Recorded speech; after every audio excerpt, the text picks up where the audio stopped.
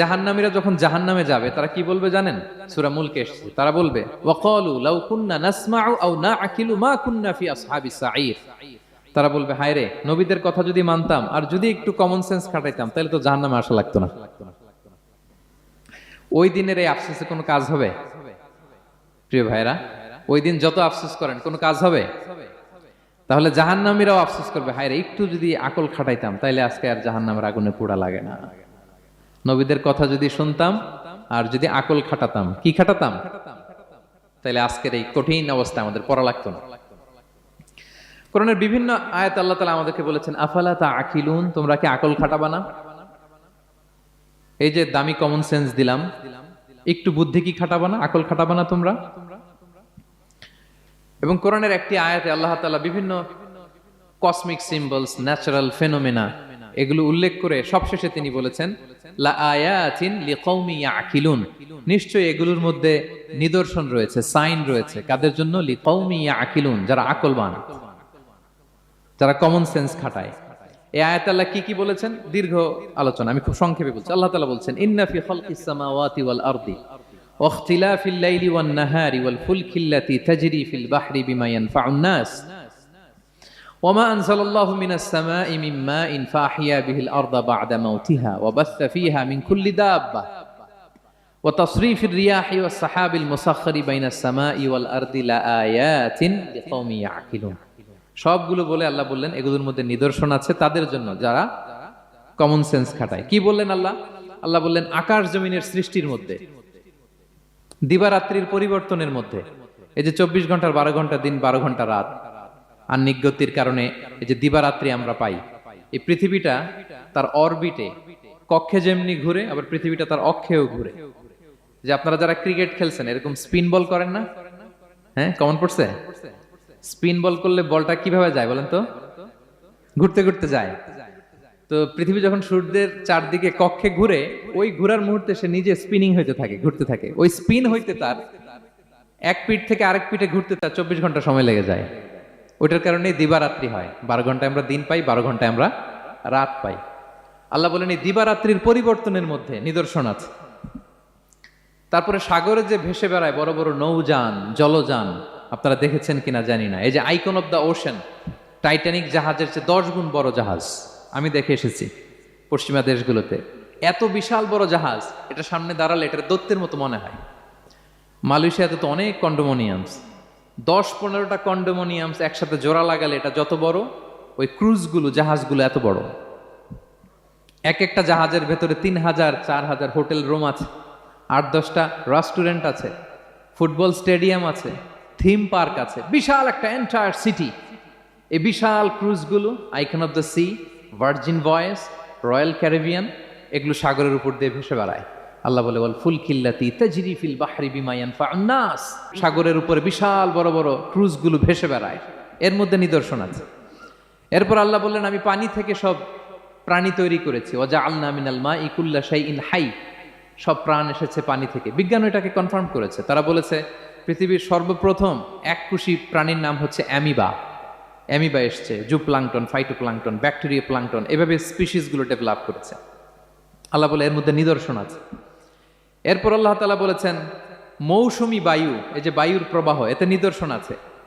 আর আকাশ জমিনের মাঝখানে যে মেঘমালাগুলো ভেসে বেড়ায়, এই সবগুলোর ভেতরে নিদর্শন আছে। কাদের জন্য? আল্লাহ বলেন লা আয়াতিন লিকৌমি ইয়াকিলুন, তাদের জন্য যারা আকল খাটায়, যারা কমন সেন্স খাটায়। সুবহানাল্লাহ পড়বেন না? এজন্য বিমানে যদি আপনারা উইন্ডো সিট পান, কি করবেন আজকে থেকে বলেন? উইন্ডো সিটের পাশে বসে বসে রিল দেওয়ার জন্য ভিডিও মেক করব। কি করবেন? হ্যাঁ, আল্লাহর নিদর্শন দেখব, কত ক্ষুদ্র আমি, কত নগণ্য আমি, কত তুচ্ছ আমি, এটা বুঝবার চেষ্টা করব। তাহলে 4টা পয়েন্টের 2টা চলে গেল, একটা হচ্ছে নাজার আর একটা হচ্ছে আল্লাহ আকাল। 3 নাম্বার কি ছিল? একজন বলতে হবে। আত্তাফাক্কুর। আত্তাফাক্কুর মানে ক্রিটিক্যাল থিঙ্কিং। ক্রিটিক্যাল থিঙ্কিং করা। আল্লাহ যে আমাদেরকে ব্রেন দিয়েছেন, এটা দিয়ে ক্রিটিক্যাল থিঙ্কিং করা, ব্রেনটাকে কাজে লাগানো, গড্ডালিকা প্রবাহে ভেসে না বেড়ানো, ব্রেনটাকে আমরা যেন কাজে লাগাই। আত্তাফাক্কুর। ইব্রাহিম আলাইহিস সালাম এই আত্তাফাক্কুর বা ক্রিটিক্যাল থিঙ্কিং এর ক্ষেত্রে আমাদের জন্য অনুপম আদর্শ ছিল। কোন নবীর নাম বললাম? সবাই বলেন তো নবীর নাম কি? উনি যেই সময়টাতে পৃথিবীতে এসেছিলেন তখন কেউ করতো তারার পূজা, কেউ করতো চাঁদের পূজা, কেউ করতো সূর্যের পূজা। আমরা হইলে কি করতাম? কোনো এক দলে ঢুকে যেতাম। কি বলেন? এক দল করে তারার পূজা, আরেক দল সূর্যের, আরেক দল চাঁদের। আমরা হইলে কি করতাম? এক দলে ঢুকে যেতাম। উনি ঢুকেন নাই। উনি এই তারকা পূজারী, সূর্য পূজারীদের চিন্তার দেয়ালে আঘাত করেছেন। সুবহানাল্লাহ। ফালাম্মা জান্না আলাইহিল লাইলু রাআ কাওকাবা। উনি কিভাবে সত্যের সন্ধান পেলেন দেখেন। উনি রাত্রিবেলা যখন দেখেন যে লোকজন তারার পূজা করে, উনি ভাবলেন হাযা রব্বি, তারাই কি আমার রব? পরে দেখে না, দিনের বেলায় তারারে আর খুঁজে পাওয়া যায় না। এখন মনে মনে ভাবে হায় রে, আমার রব যদি আবার মাঝে মধ্যে না থাকে তো আমি যাব কই? এক সময় উনি আসে, আরেক সময় নাই। এরকম খোদা দিয়ে আমাদের কোনো লাভ আছে? যিনি সবসময় আমার টেক কেয়ার করবে, আমরা তো ওই খোদার ইবাদত করি, ঠিক কিনা? উনি বললেন না না, এই তারা আমার রব হতে পারে না। এরপর দেখা যায় আরেকদিন রাত্রিবেলা সবাই চাঁদের পূজা করে। কি দ্যুতিময় চাঁদ, জ্যোৎস্না ছড়ায়। তো উনি ভাবলেন আহাদা রাব্বি, এটাই কি আমার রব? পরে দিনের বেলা যখন দেখে না, চাঁদ তো আর দেখা যায় না, চাঁদ তো আর নাই, ভ্যানিশ, ডিসঅ্যাপিয়ার। পরে বলে না, চাঁদ আমার রব হতে পারে না। এবার দিনের বেলা দেখলেন দ্বিপ্রহরের জল জলে সূর্য খা খা রোদ বিলাচ্ছে গোটা বিশ্বে। দেখে যে সবাই এটার ফলোয়ার বেশি, সবাই সূর্যের পূজা করে। কিন্তু আবার গোধূলি লগ্নে সানসেটের টাইমে যখন সূর্যও ডুবে গেল, হায় হায়, উনি বিপদে পড়লেন। এবার আমি কই যাব? সূর্যও তো থাকে না। আল্লাহু আকবার। তখন তিনি ঘোষণা দিলেন ইন্নী ওয়াজ্জাহতু ওয়াজহিয়া লিল্লাযী ফাতারাস সামাওয়াতি ওয়াল আরদা হানিফা ওয়া মা আনা মিনাল মুশরিকিন। হে তারকা পূজারী, হে চাঁদের পূজারী, হে সূর্য পূজারী, আমি তোমাদের কোনো দলের সাথে নাই, বরং আমি আমাকে ওই সত্তার দিকে মনোনিবেশ করলাম, আত্মসমর্পণ করলাম। ফাতারাস সামাওয়াতি ওয়াল আরদ, যিনি আকাশ সৃষ্টি করেছেন, জমিন সৃষ্টি করেছেন। হানিফা ওয়া মা আনা মিনাল মুশরিকিন, আমি শিরক করি না, আমি হানিফ হিসেবে সে আল্লাহর ইবাদত শুরু করে দিলাম। পড়েন আল্লাহু আকবার। তাইলে উনি স্রোতে গা ভাসান নাই, কোন এক দলে না ঢুকে উনি ওনার ক্রিটিক্যাল থিঙ্কিং, ওনার অ্যানালজি, ওনার বিবেককে উনি কাজে লাগিয়েছেন। তো সম্মানিত সুধী, এজন্য চিন্তা করা, এটাকে আরবিতে বলে আত-তাহান্নুস মিন বাকায়া আল ইব্রাহিমিয়া। এটা ইব্রাহিমী চিন্তার অবশিষ্টাংশ। সেদিন ইব্রাহিম আলাইহিস সালাম এভাবে চিন্তা করতেন, গবেষণা করতেন। সূরাতুন নাহলে আল্লাহ তাআলা মৌমাছি কিভাবে মধু সংগ্রহ করে এই ইনফরমেশনটা যখন আমাদের সামনে পেশ করলেন, এই আয়াতের শেষেও তিনি একই কথা বললেন, ইন্না ফি যালিকা লাআয়াতান লিকাউমি ইয়াতাফাক্কারুন। নিশ্চয় এর মধ্যে যারা চিন্তাশীল তাদের জন্য নিদর্শন আছে। মৌমাছি যে মধু সংগ্রহ করে, আপনারা মৌচাক দেখছেন? কে কে দেখি মৌচাক দেখছেন? মাশাআল্লাহ। আচ্ছা, ঠিক আছে। রাসূল সাল্লাল্লাহু আলাইহি ওয়াসাল্লাম মধু বড্ড পছন্দ করতেন। পিওর হানি, দুর্গন্ধওয়ালা হানি তিনি খেতেন না, পিওর হানি খাবেন, খুবই এনার্জেটিক। এবং কোরআনে মাত্র দুইটা জিনিসকে শেফা বলা হয়েছে। এক হচ্ছে কোরআনকে বলা হয়েছে শেফা, আর এই মধুকে বলা হয়েছে শেফা। সুবহানাল্লাহ। আল্লাহ তাআলা বললেন ওয়া আওহা রাব্বুকা ইলান নাহলি আনিত্তাখিযি মিনাল জিবালি বুয়ুতা ওয়া মিনাশ শাজারি ওয়া মিম্মা ইয়ারিশুন। আল্লাহ তাআলা মৌমাছিকে শিখাই দিলেন কিভাবে মৌচাক বাঁধতে হবে। এবং আল্লাহ বললেন ইত্তাখিযি মিনাল জিবালি বুয়ুতা, তোমরা পাহাড়ে মৌচাক বাঁধো, ওয়া মিনাশ শাজার, গাছের মগ ডালে বাঁধো, অথবা উঁচু মাচার উপরে বাঁধো, যাতে গ্রামের ছোট্ট ছেলেরা ঢিল মারতে না পারে। মৌচাক যারা দেখছেন, এটা কি নিচু নিচু জায়গায় মৌমাছির মৌচাক হয় না, উঁচু একেবারে মগ ডালে। এটা মৌমাছির শিখাই দিছে কে? হ্যাঁ, কে শিখিয়েছে? আল্লাহ সুবহানাহু ওয়া তাআলা মৌমাছিকে শিখিয়ে দিয়েছে। যারা আরবি বোঝেন তারা বুঝতে পারবেন ইত্তাখিদি এটা ফেমিনিন জেন্ডার। তার মানে আল্লাহ যা অর্ডার করেছেন এটা পুরুষ মৌমাছিকে অর্ডার করেন নাই, নারী মৌমাছিকে। তো গবেষণায় দেখা গিয়েছে পুরো মৌচাকের বাসাটাকে এখানে যে লিডারশিপ বহন করে এটা কোনো পুরুষ মৌমাছি না, এটা নারী মৌমাছি। সুবহানাল্লাহ। এবং তিন ধরনের মৌমাছি থাকে, একটা হচ্ছে কুইন বি, রানী মৌমাছি, আর একটা হচ্ছে মেল বি, এরা বংশ বিস্তার করে, আরেকটা হচ্ছে ওয়ার্কার বি, এরা এই মধু আনা নেওয়া করে। তা আল্লাহ এদেরকে বললেন কুলি মিন কুল্লি সামারাত, এই মৌমাছি তোমরা আশেপাশের সব সুন্দর সুন্দর ফুল থেকে, ফল থেকে, ফ্লাওয়ার নেকটার্স, পুষ্প রস সংগ্রহ করে নিয়ে আসো। মধু এত স্বাস্থ্যকর, হেলদি ডায়েট কেন? কারণ আশেপাশের গাছের মধ্যে এখানে আপনার ভেষজ গাছ আছে, ওষুধি গাছ আছে, বনাজি গাছ আছে, ঠিক কিনা?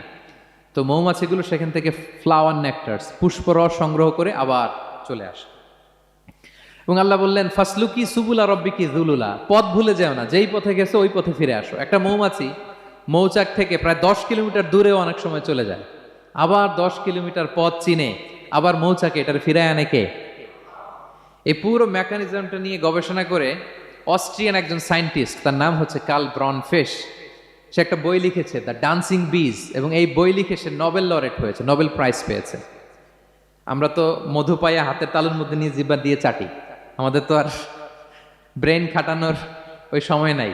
ওই কার্ল ভন ফ্রেশ সে এই মৌমাছি নিয়ে গবেষণা করে নোবেল প্রাইজ পেয়েছে, আর আমরা মাথা খাটাইতে পারলাম না। তো সে গবেষণা করে পেয়েছে, মানে কোরআনের আয়াত যা যা বলেছে সে তাই পেয়েছে। মৌমাছি ওখান থেকে ফুলের পুষ্পরস, ফ্লাওয়ার নেকটার্স এনেই কিন্তু মৌচাকে রাখে না, ওইটারে সে খেয়ে ফেলে। এবং সে গবেষণা করে পেয়েছে এক একটা মৌমাছির 2টা স্টোমাক, 2টা পাকস্থলী। একটা পাকস্থলীতে সে নিজের খাবার দাবার খায়, আর একটা পাকস্থলীতে এই পুষ্পরস, ফ্লাওয়ার নেকটার্স গুলা সে রাখে। সেখানে আল্লাহ তাআলা একটা স্পেশাল এনজাইম দিয়ে ওইটাকে প্রিজার্ভ করে, প্রত্যেকটা মৌমাছির নিচে একটা টিউব আছে, সে ওই টিউব দিয়ে নল দিয়ে মৌচাকে যে ওই মধুগুলো রেখে আসে। পড়েন সুবহানাল্লাহ। এবং এই মধুর ভেতরে আল্লাহ তাআলা ন্যাচারাল অ্যান্টিসেপটিক রেখেছেন, এটার নাম প্রপোলিস। দ্বিতীয় বিশ্বযুদ্ধে রাশিয়ান সোলজাররা তারা আহত হলে তারা অ্যান্টিসেপটিক কিনে লাগাতো না, তারা মধু লাগায় দিত, আর আহত সোলজার তারা মুহূর্তে সুস্থ হয়ে যেত। যাদের বাতের ব্যথা আছে, বাতের ব্যথা আছে না অনেক মুরব্বীদের, ওই বাতের ব্যথার মধ্যে যদি মৌমাছির হুল ফুটাই দিতে পারেন, একদিনের মধ্যে বাতের ব্যথা ভালো হয়ে যাবে। সাময়িক হয়তো ব্যথা পাবে, মৌমাছি যখন কামড় দেয় ব্যথা লাগে না, নাকি আরাম লাগে? কামড় খাইছেন মৌমাছির কখনো? হ্যাঁ। তো বাতের ব্যথার মধ্যে আপনি মৌমাছির হুল ফুটাই দিলে আর ব্যথা নাই। সুবহানাল্লাহ বিহামদি। মুখতালিফুন আলওয়ানু, বিভিন্ন ধরনের ক্রিম হানি, হোয়াইট হানি, ইয়েলো হানি, ব্ল্যাক হানি, নানা ধরনের হানি আল্লাহ তাআলা এইভাবে প্রিজার্ভ করেছেন মৌমাছির মধ্য দিয়ে। আল্লাহ বলেন এই যে এতগুলো মৌমাছি পুষ্প রস এনে মৌচাকের মধ্যে রসগুলো রাখে, মধু তৈরি হয়। আল্লাহ বলেন ইন্না ফি যালিকা লাআয়াতান লিকওমি ইয়াতাফাক্কারুন, নিশ্চয় এর মধ্যে আল্লাহ তাআলা চিন্তাশীলদের জন্য নিদর্শন রেখেছেন। যারা চিন্তা করে, তারা হাতের তালুতে শুধু জিহ্বা দিয়ে চেটে চেটে খায় না, তারা ভাবে কোত্থেকে আসলো এই মধু, কিভাবে মৌমাছিগুলো যায়, কিভাবে ফিরে আসে। তাহলে বলেন তো আমাদের চিন্তাশীলতার দরকার আছে না নাই? সূরা আলে ইমরানের 190 নম্বর আয়াতে আল্লাহ তাআলা বলেছেন, যারা আকাশ বাতাস পৃথিবী সৃষ্টি নিয়ে চিন্তা করে এবং সর্ব অবস্থায় আল্লাহ তাআলার জিকির করে, ওয়া ইয়াতাফাক্কারুনা ফি খালকিস সামাওয়াতি ওয়াল আরদ, এবং তারা তাফাক্কুর করে, ক্রিটিক্যাল থিংকিং করে, এবং তারা বলে মা খালাকতা হাযা বাতিলা, হে আল্লাহ তুমি অনর্থক কিছু সৃষ্টি করো নাই। মনে রাখবেন এই পৃথিবীতে আল্লাহ তাআলা অনর্থক কোনো কিছু সৃষ্টি করে নাই, করেছে? যেটাই সৃষ্টি করেছে এটা এর মধ্যে মানব কল্যাণ আছে না নাই? আল্লাহ তাআলা আমাদের জন্য কল্যাণ রেখেছেন। এবং এই আয়াত যখন নাজিল হল, বিষ্ণু ঈসা ইসলাম বললেন ওয়াইলুন লিমান কারাআহা ওয়া লাম ইয়াতাফাক্কার ফিহা, ধ্বংস তাদের জন্য যারা এই আয়াত তেলাওয়াত করে কিন্তু এই আয়াত নিয়ে চিন্তা করে না, গবেষণা করে না। এবং কোরআনের বিভিন্ন আয়াতে আল্লাহ তাআলা বিষ্ণুনবীকে বলেছেন, নবী হে আপনি আপনার উম্মতদেরকে নবীদের ঘটনা শোনান। কোরআনের 3 ভাগের 1 ভাগ হচ্ছে ঘটনা। পুরো কোরআনের 3 ভাগের 1 ভাগ কি? ঘটনা, স্টোরি টেলিং। কারণ গল্প মানুষের মনে দাগ কাটে। আল্লাহ তাআলা বলেছেন ফাকুসুসিল কসাসা লাআল্লাহুম ইয়াতাফাক্কারুন, নবী হে আপনি তাদেরকে কিচ্ছা শোনান, ঘটনা শোনান, নবীদের কাহিনী শোনান। লাআল্লাহুম ইয়াতাফাক্কারুন, যাতে করে তারা ক্রিটিক্যাল থিংকিং করে। তারা লূত আলাইহিস সালামের কওমের ঘটনা যখন শুনে যে আল্লাহ তাআলা আপসাইড ডাউন করে দিয়েছিলেন, তারা যখন কওমে আদের ঘটনা শুনে, কওমে সামুদের ঘটনা শুনে, তারা যেন চিন্তাশীল হয়। এবং বিশ্বনবীর সাহাবী আবু দারদা রাদিয়াল্লাহু তাআলা আনহু উনি বলতেন তাফাক্কুরু সাআতিন খায়রুন মিন কিয়ামি লাইলা, 1 ঘন্টা কেউ যদি আল্লাহর সৃষ্টি নিয়ে চিন্তা করে সেটা সারা রাত তাহাজ্জুদের সালাত অফার করার চেয়ে উত্তম। আমরা অনেকে মনে করি শুধু তাসবিহ পড়াই ইবাদত, জিকির করাই ইবাদত, শুধু কোরআন তেলাওয়াতই মনে হয় ইবাদত, শুধু কিয়ামুল লাইল করা ইবাদত। কিন্তু বিশ্বনবীর সাহাবী যিনি ইসলাম আমাদের চেয়ে ঢের বেশি বুঝেছেন, তিনি বলেন আল্লাহর এই সৃষ্টি শৈলী, এই সৃষ্টি নৈপুণ্য নিয়ে 1 ঘন্টা চিন্তা করা, ক্রিটিক্যাল থিংকিং করা, সারা রাত নফল তাহাজ্জুদের চেয়েও সেরা। এবার বলেন আমাদের চিন্তা করার দরকার আছে না নাই? ব্রেনটা খাটাবেন তো। এই যে যারা কনভার্টেড মুসলিম হয় এরা কিন্তু অনেক চিন্তা ফিকির করে, নিজের সাথে নিজে বোঝাপড়া করে, ক্রিটিক্যাল থিঙ্কিং করে, তাদের অ্যানালজি কাজে লাগিয়ে, আল্লাহর দেয়া ব্রেনকে কাজে লাগিয়ে এরপরে শাহাদা পাঠ করে, এমনি এমনি না। এই যে কিছুদিন আগে আমেরিকান এক পপ স্টার কালেমা পড়ছে না? আপনি জানেন একটা ধর্ম চেঞ্জ করা, একটা ফেইথ চেঞ্জ করা, এটা কত বড় সিদ্ধান্ত? হ্যাঁ, বাপদাদার ধর্ম বয়স 30-40, এতদিন যে ধর্ম মানলাম এটাকে চেঞ্জ করে নতুন ধর্মে কনভার্ট হয়, এটা কত বড় সিদ্ধান্ত? Could you imagine that? It's not a joke. নিজের সাথে নিজের অনেক বোঝাপড়া করতে হয়, তারাই ক্রিটিক্যাল থিঙ্কিং করে। এবং বিষ্ণু ঈসা ইসলাম উনি নবী হওয়ার আগেও এই চিন্তার আবাদত করতেন। তিনি হেরা গুহায় চলে যেতেন, কাবা থেকে 6 কিলোমিটার উত্তরে, 634 মিটার উঁচু, যা বলে নূরের উপরে একটা কেইভ আছে, গুহা, এটার নাম হচ্ছে গারে হেরা। ওখানে বসে বসে তিনি এই চিন্তা করতেন। তার মানে নবী হওয়ার আগে বিশ্বনবীর আবাদত ছিল চিন্তার আবাদত। নবী হিসেবে অ্যাসাইন্ড হওয়ার আগে বিশ্বনবীর আবাদত কি ছিল বলেন তো? নামাজ পড়া, কোরআন তেলাওয়াত করা। কোরআন তো নাজিলই হয় নাই, কোরআন তেলাওয়াত করবে কেমনে? তখন 6 মাস বসে বসে উনি ওখানে কি করেছেন বলেন? ধ্যানমগ্ন করেছেন, ধ্যানমগ্ন ছিলেন, তিনি চিন্তা করতেন। ওইটাই ছিল ওনার আধ্যাত্মিক শিক্ষায়তন। ওই নির্জন গুহার মধ্যে উনি যখন চিন্তায় মগ্ন ছিলেন, আল্লাহর সৃষ্টি শৈলী নিয়ে চিন্তা করতেন, ঠিক ওই মুহূর্তে, অন্তিম মুহূর্তে, ওই মাহেন্দ্রক্ষণে নাজিল হয়েছে ইকরা বিসমি রাব্বিকাল্লাযী খালাক, read in the name of your lord who has created. পড়ো তোমার প্রভুর নামে যিনি তোমাকে সৃষ্টি করেছেন, শিক্ষা দিয়েছেন।